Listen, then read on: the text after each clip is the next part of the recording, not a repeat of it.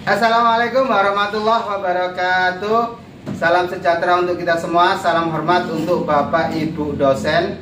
Perkenalkan, saya Heri Kuswanto SPD. Saat ini mengikuti PPG dalam jabatan tahun 2025 di LPTK Universitas Negeri Surabaya dengan NIM 2410193955038.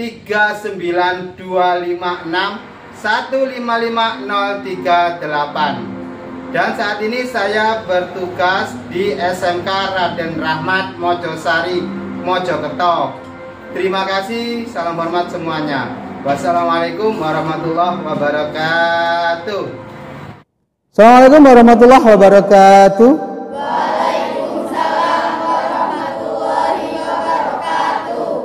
Birahmatika ya arhamar rahimin.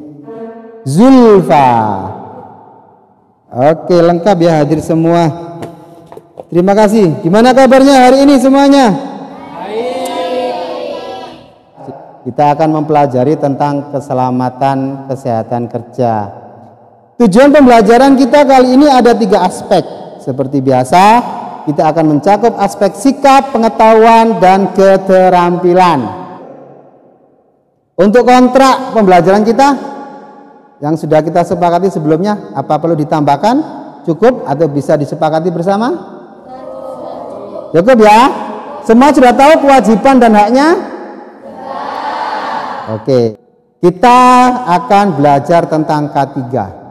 Lah, kita kan anak pemasaran. Kita nggak bekerja dengan alat berat, kita nggak bekerja dengan mesin-mesin besar. Ngapain belajar K3?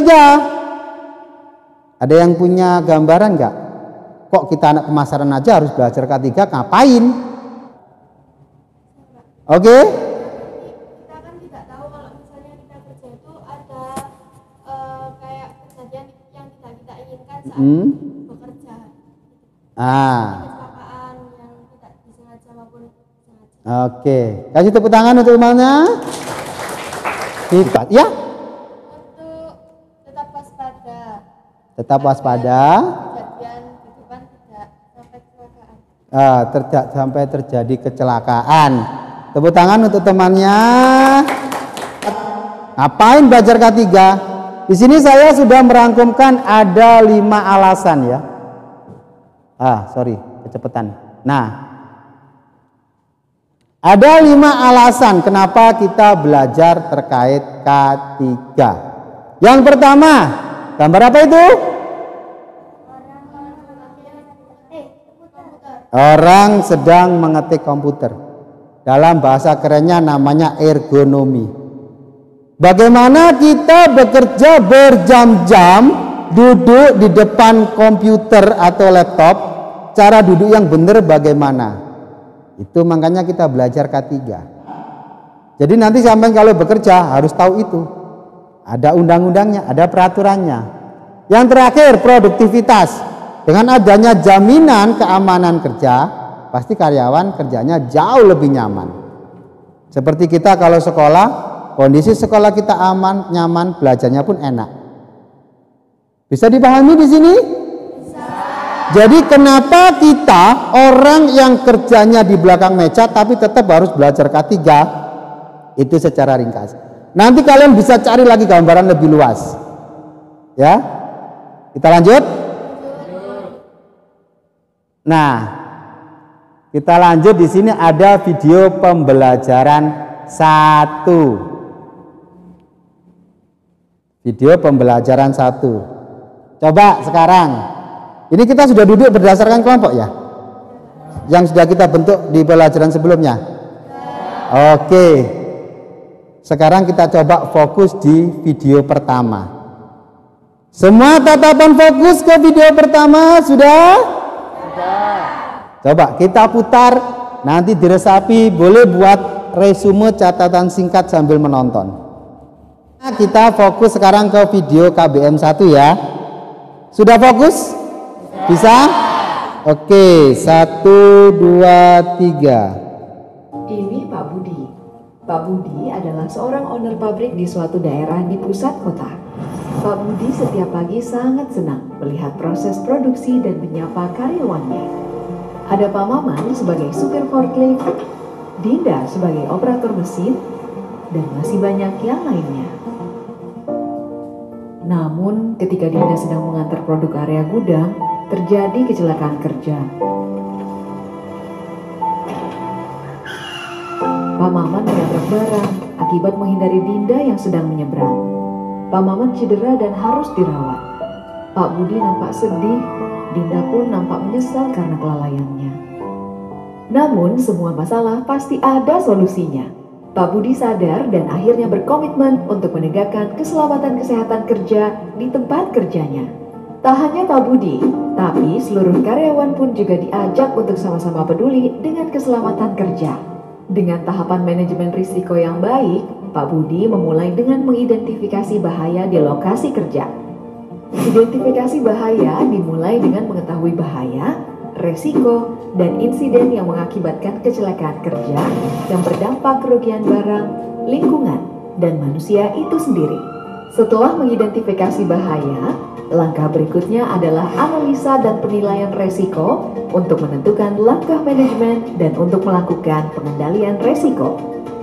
Improvisasi dilakukan dengan menambahkan alarm dan speed indikator untuk forklift. Selain itu, menambahkan simbol bahaya dan layout jalur forklift serta peringatan dilarang bermain HP. Tidak lupa juga, Pak Budi memfasilitasi alat pelindung diri untuk semua karyawan. Sekarang, Pak Budi sudah tidak bersedih lagi karena proses produksi dapat berjalan dengan baik seperti semula.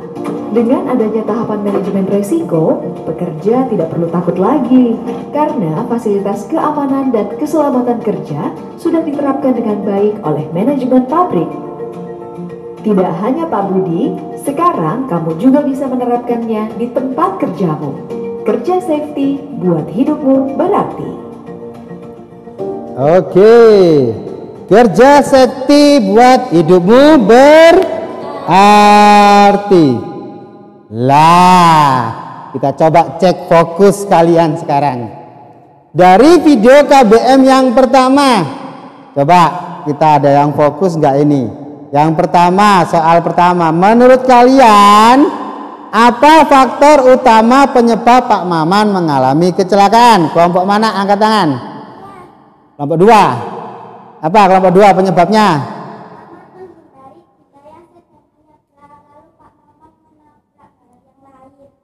Menghindari Dinda yang mau menyeberang sehingga menabrak barang. Yang lain? Ada jawaban lain atau sama? Ada jawaban berbeda atau sama? Bahwa penyebabnya Pak Maman adalah mengalami kecelakaan itu karena menghindari Dinda. Tadi yang lain ada yang memperhatikan lain nggak? Jawaban lain nggak? Atau memang seperti itu ya? Apa? Beban yang dibawa Pak Maman melebihi kapasitas. Ada lagi yang lain? Tambahan? Oke, kita tepuk tangan untuk kelompok 2 dan kelompok 3. Ya, masih ada yang fokus ya. Itu sebabnya kalau sampai di sekolah lihat ada jalur hijau kan? Lah, itu salah satu fungsi yang kita lakukan untuk menghindari kecelakaan saat kita berjalan. Itu nanti ada di yang kedua ini. Nah, coba yang kedua ini. Siapa yang fokus di video pertanyaan kedua? Bagaimana cara Pak Budi? Pak Budi siapa tadi Pak Budi? Ownernya. Bagaimana cara Pak Budi untuk memperbaiki keadaan?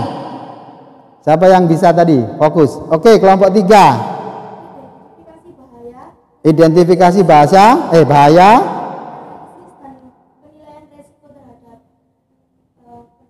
Analisis dan penilaian risiko. Ada yang jawaban lain? Mungkin fokus yang lain atau sudah sama jawabannya? Oke?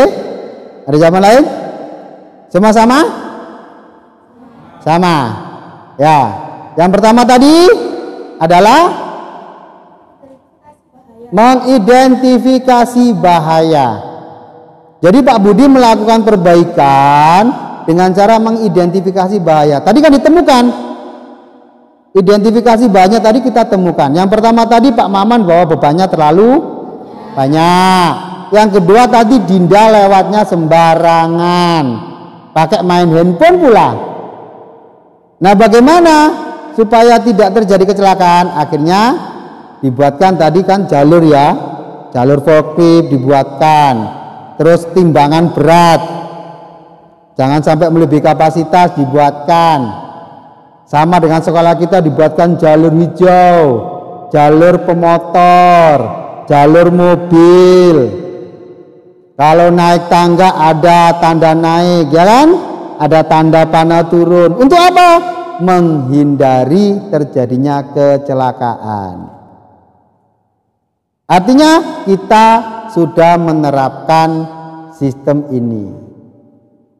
Mudah-mudahan siswa pelajar yang di sekolah kita merasa lebih nyaman, lebih tenang dalam belajar karena kita sudah berusaha melaksanakan K3 di sekolah. Oke, untuk video pembelajaran 1 clear? Coba nanti ditambahkan dengan melihat video-video kasus yang lain ya.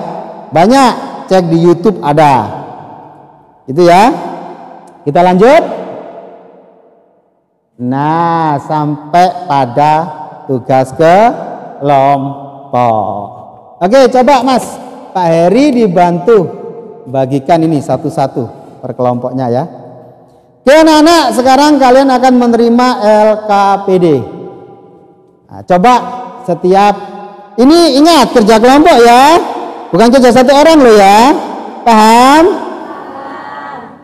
Sementara laptop karena belum kita pakai dulu bisa agak disisihkan. Kalau nulisnya jangan nulis di atas laptop, nanti rusak.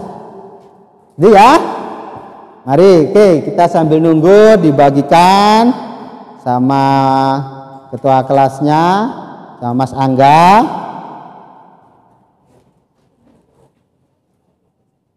Oke, sudah terima semua? Oke, sudah. Kalau sudah, ayo kita fokus ya. Sekarang kita fokus. Kita fokus perhatian kita ke depan. Ini apa sih? Nah, ini adalah video kedua. Nanti akan kita putar video kedua. Diperhatikan video kedua untuk mengisi LKPD-nya. Paham tugasnya? Paham. Ada yang mau ditanyakan? Tidak. Oke, sekarang mari kita amati video yang kedua. Siap? Siap. Oke. Ini nanti videonya saya share juga, sudah ada di Google Classroom-nya ya. Kalau nanti masih kurang, ingin diputar lagi silakan. Mungkin sekali lihat masih belum ketemu, lihat yang kedua kalinya. Oke ya, kita mulai ya. Coba 1, 2, 3.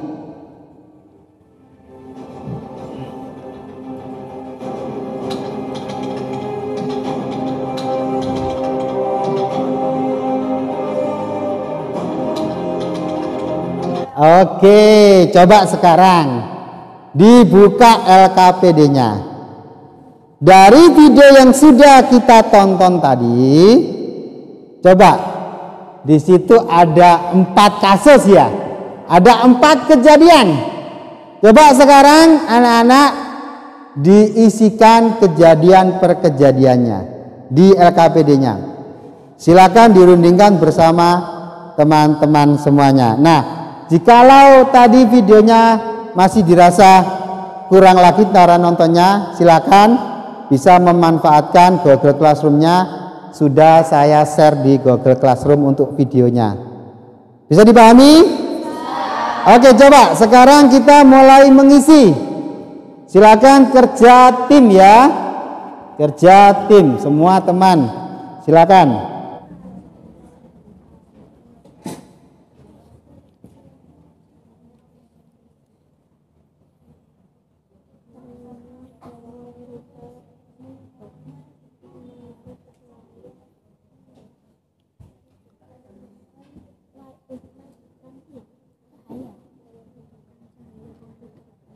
Ya, kalau videonya tadi dirasa masih kurang, buka lagi boleh. Di kemarin sudah kita kirim, bisa dicek. Ya, kalau masih dirasa kurang tadi videonya, ada yang terlupa, boleh diputar lagi.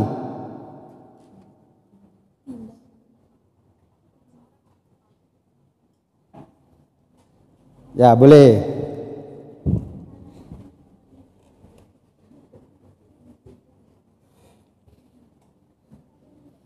Ya, diskusi kelompoknya, dicek kembali videonya, dibaca lagi.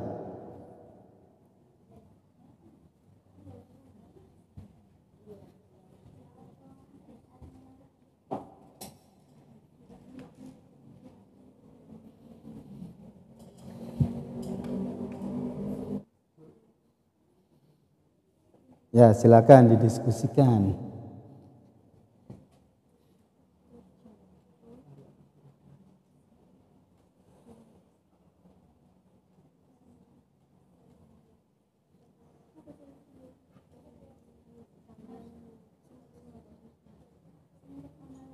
Ya, jadi dari penyebab itu coba sekalian berikan solusinya. Menurut kalian solusi yang tepat, yang cocok kayak apa dari adanya kejadian-kejadian yang tadi? Ya, coba sekalian dicari solusinya. Kalau kejadiannya seperti ini, oh solusinya seperti ini. Ya, silakan didiskusikan dengan kelompoknya. Diperhatikan juga waktu pengerjaannya yang cepat, ringkas, tepat. Nanti per kelompok cukup menyampaikan satu aja ya yang kita bahas di kelas ya. Per kelompok satu, per kelompok satu, per kelompok satu. Nanti baru kita periksa pada saat dikumpulkan jadi satu.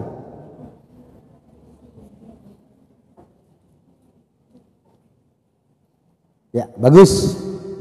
Senang saya kalau kalian kerja timnya kayak gini, senang saya. Ayo silakan semuanya berpendapat, dicurahkan di situ.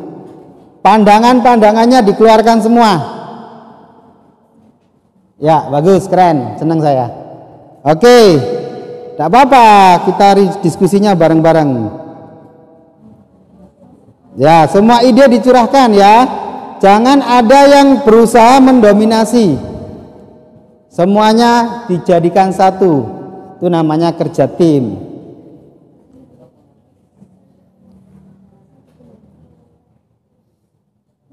Nah, nggak usah malu-malu, ayo pendapatnya silakan disampaikan saja. Tidak boleh ada yang mendominasi dan tidak boleh ada yang berdiam diri. Sekarang kita coba satu ya, satu kelompok satu aja. Sekarang kita coba diskusikan. Oke, siapa yang berani menyampaikan terlebih dahulu? Kelompok mana? Kelompok 3. Silakan, kelompok 3 berani menyampaikan terlebih dahulu pandangannya. Satu kasus saja, Nduk. Kasus 4, mengangkat telepon tergesa-gesa dengan cara tidak berhati-hati atau berjalan. Nah, coba kelompok 3 punya solusi enggak supaya enggak terjadi lagi? Punya. Saat ada telepon masuk, sebaiknya tidak mengangkat telepon dengan tidak tergesa-gesa. Tidak tergesa-gesa. Berhati-hati saat mengangkat telepon dan berjalan. Berjalan artinya menghampiri teleponnya. Ya. Dengan cara berjalan, menghampiri teleponnya dengan cara berjalan. Tepuk tangan untuk kelompok 3, aplausnya. Ya, kelompok mana lagi yang punya pandangannya? Oke, kita ke depan ya, ke depan dulu. Kelompok 1 dulu, coba. Kelompok 1 pandangan satu kasus saja apa, Nduk?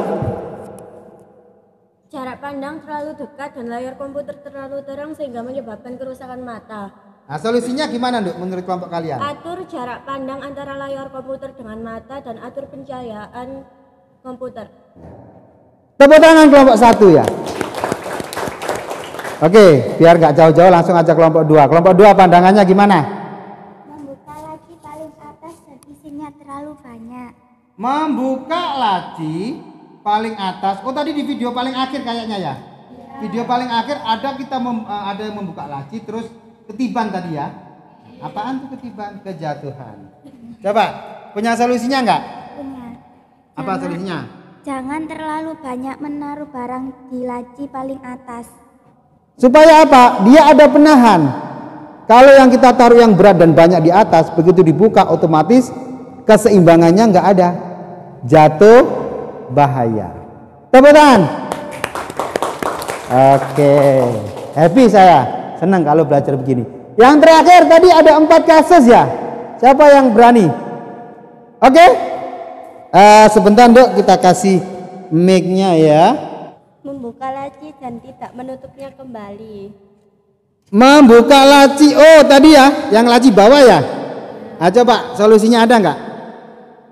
Tutuplah laci kembali setelah mengambil sesuatu. Nah, ya tadi ada ya di salah satu video itu, di mana ada membuka laci paling bawah, tidak ditutup lagi, sehingga pada saat kita mau melangkah tersandung sama laci yang kebuka tadi. Oke, keren. Tepuk tangan untuk kita semua.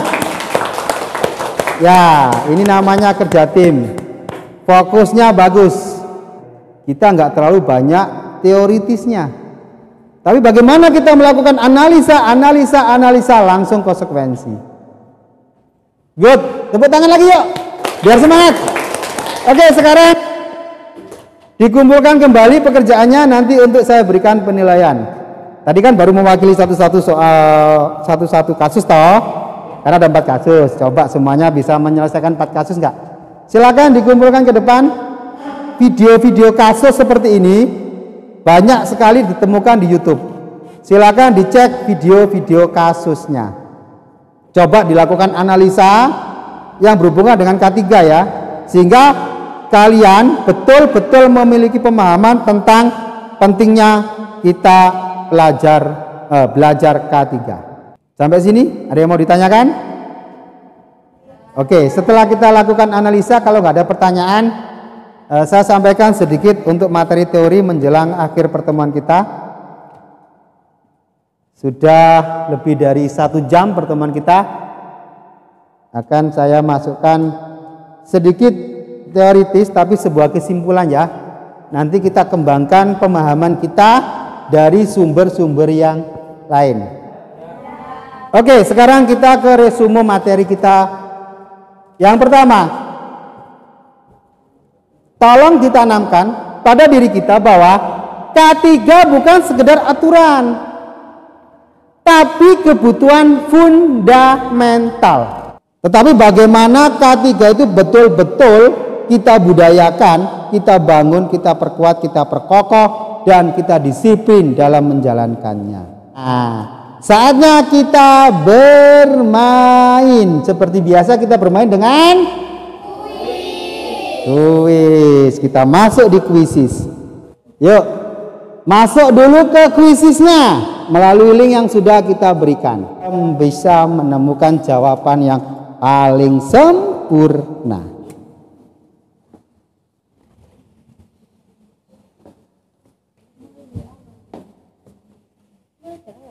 Ya, silakan. Oke. Sip. Ya, yang sudah bisa masuk, mari kita mulai. Nah, dijawab pelan-pelan, dibaca secara pelan-pelan.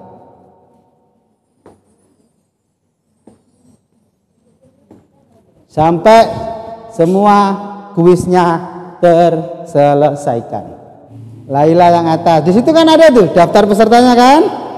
Siapa dia yang paling atas? Siapa? Laila. Kan ada di daftar peringkatnya itu.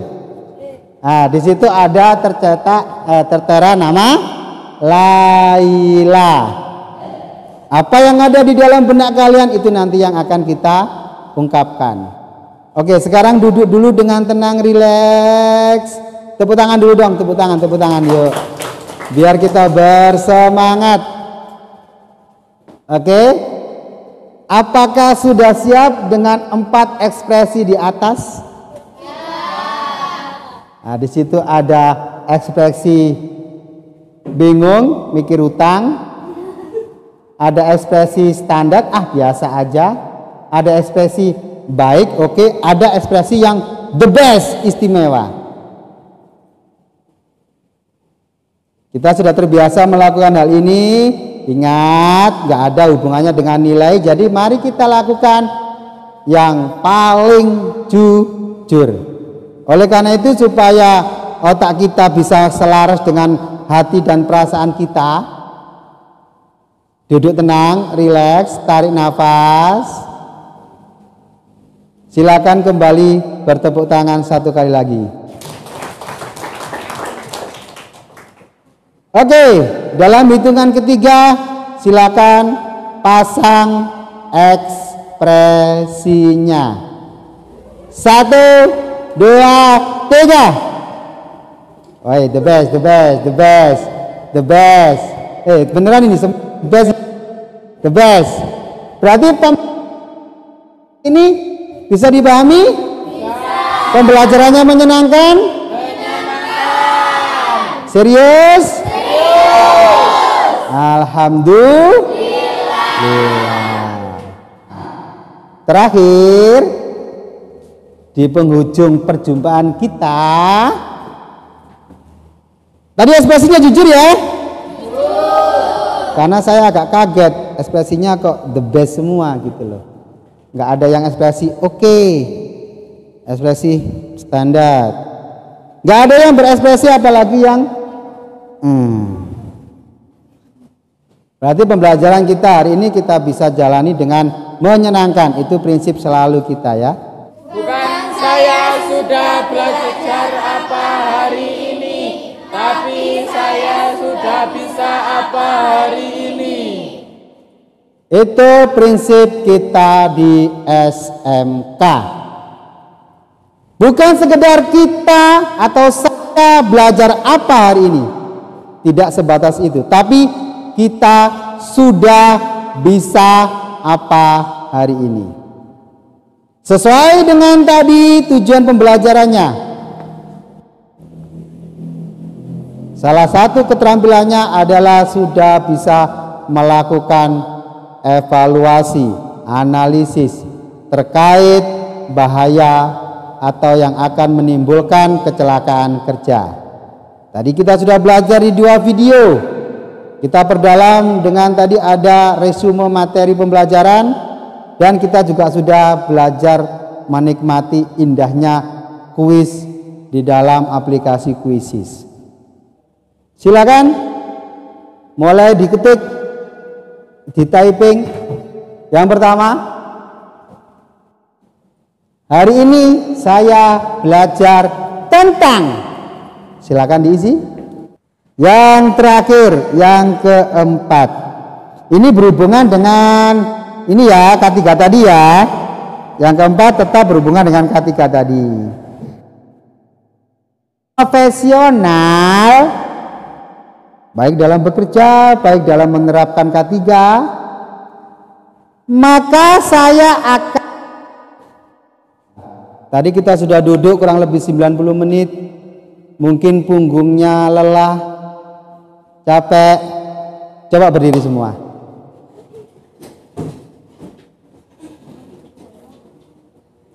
Sudah? Mari kita tarik nafas dalam-dalam dan kita mengeluarkan nafas sambil berkata, I am happy. 1, 2, 3, tarik nafas. Keluarkan sambil bilang, I am happy. I am happy. Tepuk tangan untuk kita semua. Silakan duduk kembali. Oke ya, yang terpenting adalah kalian happy dan kalian bisa mengikuti materi dengan baik. Sekali lagi saya berharap ya, ingat buku paketnya jangan dijadikan pajangan. Buku paketnya tetap dibaca di rumah, dibuka-buka. Di setiap akhir bab pasti ada soal-soal di situ. Dikerjakan di buku tulisnya, dikumpulkan setiap pertemuan. Nanti kita lakukan evaluasi bersama. Terima kasih untuk semuanya. Saya akhiri dulu. Assalamualaikum warahmatullahi wabarakatuh.